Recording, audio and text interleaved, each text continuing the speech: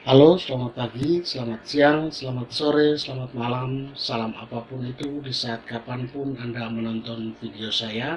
Ketemu lagi dengan saya pada pembelajaran kali ini. Harapan saya semoga Anda semua selalu sehat dan bahagia sehingga Anda bisa dengan setia mengikuti pembelajaran meskipun dilakukan dari rumah secara online, Anda tetap mengikutinya dengan baik. Tetap jaga kesehatan Anda.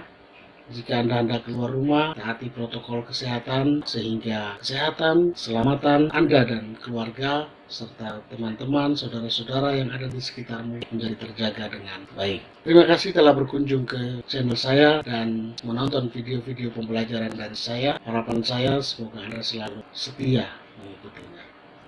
Pada hari ini kita melanjutkan pembelajaran kita masih dalam pelajaran matematika. Kita melanjutkan pembahasan kita pada minggu yang lalu, yakni tentang statistik, di mana pada minggu yang lalu kita sudah mempelajari tentang pengertian statistik dan unsur-unsur yang ada di dalam statistik, kemudian tentang pengumpulan data, teknik-teknik pengumpulan data, atau cara-cara pengumpulan data. Dan kali ini kita akan mencoba bagaimana setelah data itu sudah terkumpul, lalu disajikan supaya bisa dinikmati oleh banyak orang. Saya sedikit mengulas kembali bagian terakhir dari pertemuan video minggu yang lalu, yakni tentang pengumpulan dan penyajian data, terutama tentang pengumpulan data. Pada minggu yang lalu sudah disampaikan bahwa data bisa diperoleh dari mana saja dan dengan cara apa saja, asalkan memenuhi syarat-syarat seperti harus update, harus up to date atau harus data terkini. Kemudian data terkini pun harus akurat dan memiliki kaitan dengan permasalahan yang sedang diteliti. Sebuah data bisa didapat dengan cara wawancara, atau dengan angket atau kuesioner, atau juga dengan observasi atau pengamatan secara langsung. Kali ini setelah data semua kita kumpulkan, kita mempelajari tentang bagaimana teknik pengumpulan penyajian data. Data yang terkumpul dari hasil penelitian, baik langsung maupun tidak langsung, itu masih dalam bentuk data mentah atau istilahnya raw data. Supaya dapat dibaca dengan mudah oleh publik ataupun pengambil keputusan, maka data itu harus disajikan dalam bentuk-bentuk yang mudah dimengerti. Ada banyak cara yang bisa dilakukan untuk menyajikan data itu, yakni yang pertama adalah data bisa kita sajikan dalam bentuk tabel seperti ini. Ini namanya tabel yang tersaji dalam bentuk baris dan kolom. Bagaimana membaca data seperti ini? Misalnya ini, jumlah perguruan tinggi di salah satu daerah pada tahun 2004 sampai dengan 2011 tersaji seperti itu. Berarti dengan begini pengambil keputusan atau publik sudah bisa tahu bahwa data perguruan tinggi di satu daerah pada tahun 2004 perguruan tinggi negerinya sebanyak 14 dan swastanya sebanyak 16, dan itu bertumbuh setiap tahunnya dibaca dari data yang ada baik perguruan tinggi negeri maupun perguruan tinggi swasta. Nah, ini data yang disajikan dalam bentuk tabel, dan saya kira ini tidak perlu kita bahas panjang lebar karena Anda sudah memahami ini dan sudah biasa menggunakan hal-hal seperti ini. Teknik penyajian data yang berikut yaitu dengan menggunakan bentuk diagram atau grafik. Nah, penyajian data dalam bentuk diagram atau grafik bisa dilakukan dengan beberapa cara atau beberapa bentuk diagram, yaitu yang pertama diagram batang. Diagram batang sendiri ada dua jenis, yaitu diagram batang secara vertikal seperti ini, atau diagram batang yang dibuat secara horizontal. Nah, baik diagram batang vertikal maupun horizontal bisa disajikan dalam dua jenis, dua macam, yaitu secara tersusun ke atas atau berderet ke samping. Misalnya begini, kalau yang bersusun ke atas itu diagramnya bisa digambarkan seperti ini. ini untuk satu karakter, ya, satu karakter tertentu. Terus yang lain lagi disusun ke atas lagi dengan karakter yang berbeda, atau jenis data yang berbeda, dan juga bisa disusun lagi sesuai dengan kebutuhan. Jika ada 2, maka cukup 2 susun, tapi kalau jika lebih dari 2, bisa disusun seperti ini. Nah, ini namanya diagram batang vertikal yang disusun secara bertingkat atau berlapis. Nah, jenis diagram batang yang berikutnya, selain disusun secara bertingkat, bisa juga disusun secara berderet untuk masing-masing kategori. Misalnya seperti ini. Ini untuk kriteria pertama, ya, kriteria 1.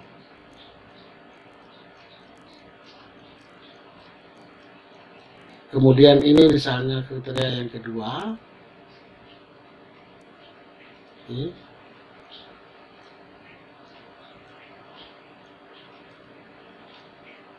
Dan misalnya lagi seperti ini untuk kriteria yang ketiga. Nah, arah arsirannya saya sengaja bedakan untuk nanti membedakan jenis-jenis datanya. Misalnya begini, di suatu desa atau kelurahan misalnya mau didata lulusan sekolah mulai dari SD sampai SMA pada tahun 2019 misalnya. Maka misalnya ini lulusan SD, ini untuk lulusan SD, kemudian ini bisa juga untuk lulusan SMP, dan ini bisa juga lulusan SMA. Nah, data dalam tahun yang sama dengan 3 kriteria penelitian. Begitu juga yang berderet seperti ini, ya, yang disusun secara berderet seperti ini. Harga penjualan, misalnya jumlah mobil kendaraan bermotor yang terjual pada tahun 2020 semester pertama sampai bulan Juli misalnya. Nah, ini misalnya sepeda motor.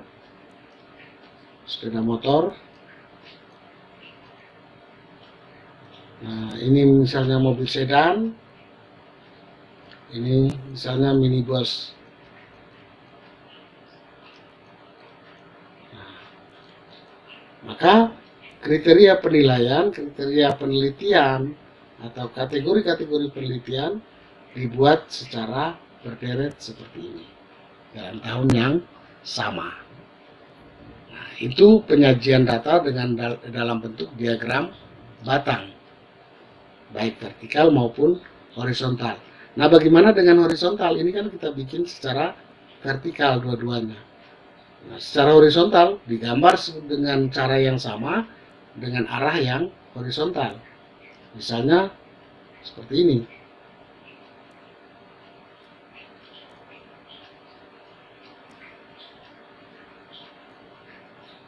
Ya.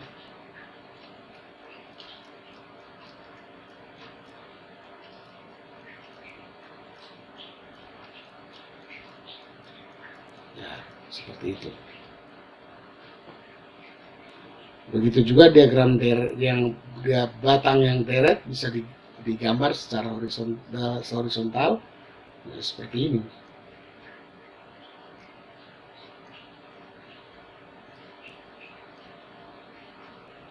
Ya.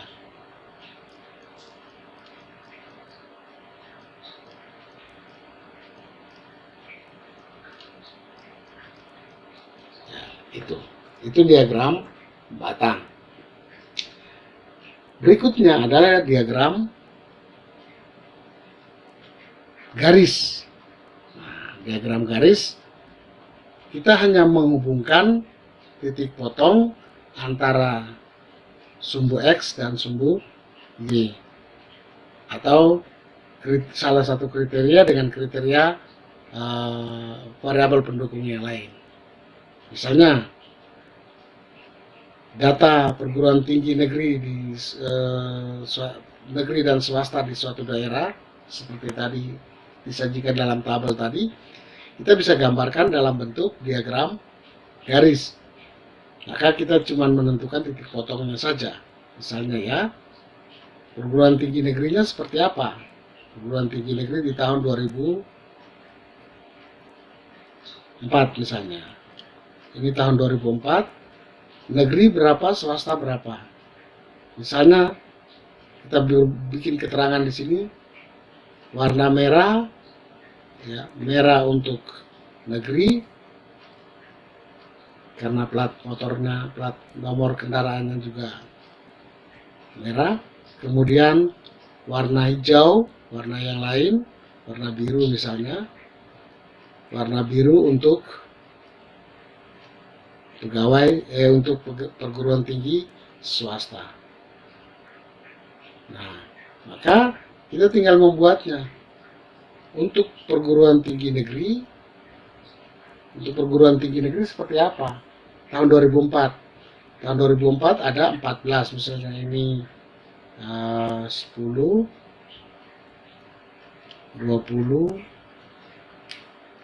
30, 40. Maka perguruan tinggi negeri di tahun 2014 itu ada 14, misalnya ada di sini. Ya, misalnya di sini.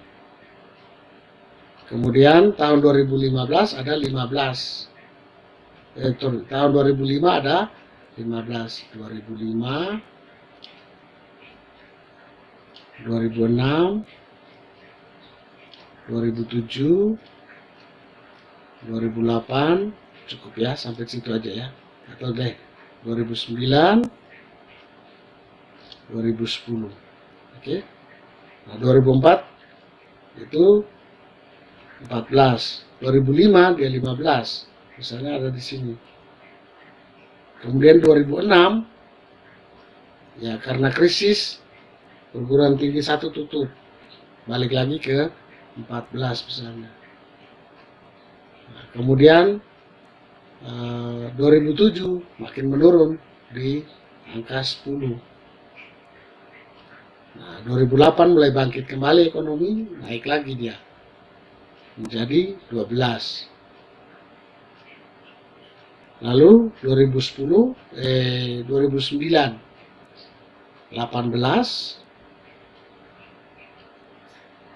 dan 2010 16 turun lagi. Misalnya di sini. Nah, setelah itu kita tinggal menggarisnya saja. Nah,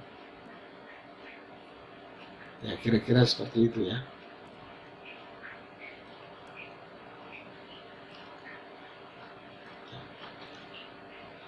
Nah, bagaimana untuk perguruan tinggi swasta? Nah, kita tinggal bedakan saja dengan ya, warnanya.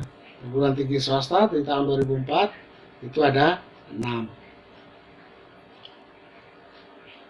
Kemudian 2007 ada 7. 2005 ada 7, 2006 mulai krisis dia turun ke 4. Kemudian 2007 naik lagi 5. 2008 7,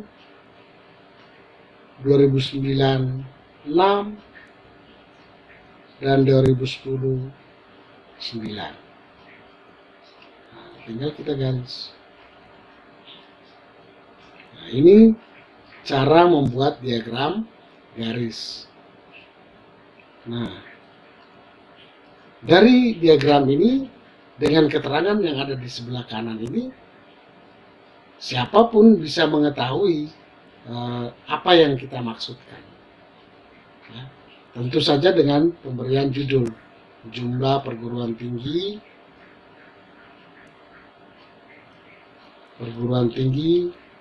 di kota A misalnya, di daerah A. Itu cara pembuatan dan contoh dari diagram garis.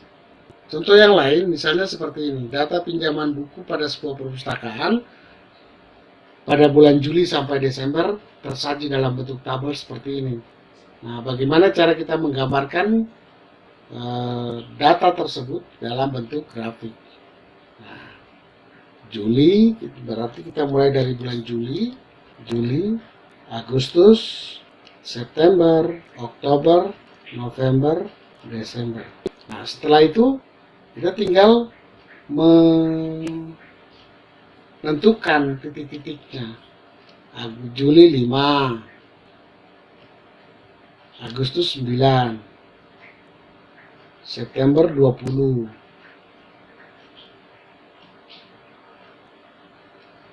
Oktober 23, kemudian November itu 30, dan Desember 40. Nah, lalu kita garis.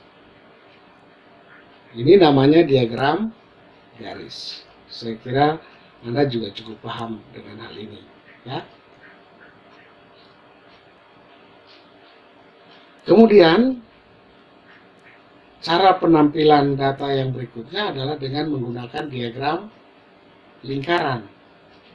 Ya, dengan menggunakan diagram lingkaran. Bentuknya seperti ini. Bentuk diagram lingkaran bentuknya seperti ini. Nah, lalu bagaimana cara membuat diagram lingkaran seperti ini? Kita bisa membuat dalam contoh seperti ini. Dari 400 siswa SMK Muda Karya diperoleh data tentang pekerjaan orang tua wali sebagai berikut. 120 siswa orang tuanya adalah pegawai negeri, kemudian 100 orang siswa orang tuanya adalah wira swasta, 150 orang tuanya pegawai swasta, kemudian 30 orang siswa, 30 siswa itu orang tuanya adalah pegawai negeri. Nah, sebelum kita buat diagram lingkarannya, kita untuk mempermudah kita buatnya dalam bentuk tabel seperti ini.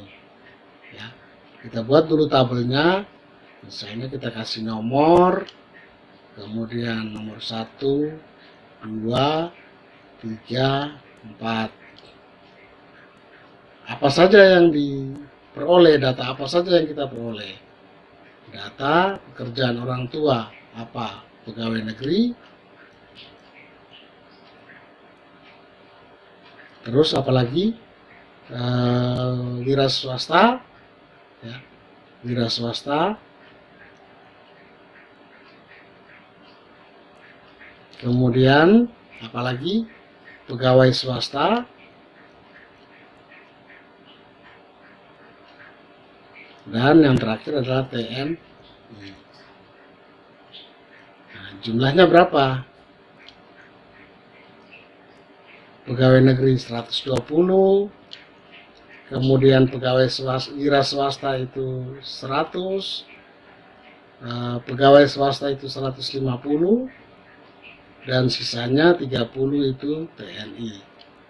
Nah, setelah kita mendapatkan rincian datanya seperti ini, kita tentukan sudutnya, ya, supaya kita bisa menggambarnya dengan benar. Kita tentukan sudut. Bagaimana caranya? Cara menentukan sudut dalam membuat diagram lingkaran adalah data, ya, jumlah data per jumlah data total, jumlah total data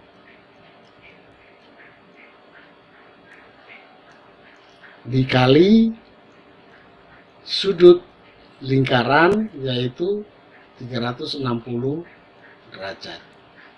Nah, dari sini kita bisa menentukan sudutnya sehingga benar-benar kita buat data itu, kita gambarkan diagramnya secara lebih akurat. Jumlah total datanya adalah 400. untuk pegawai negeri sipil, sudut berapa yang dibentuk? Nah, dengan menggunakan rumus yang ini tadi, maka kita buat 120 per 400 dikali 360. Ya, dikali 360. Maka kita bisa peroleh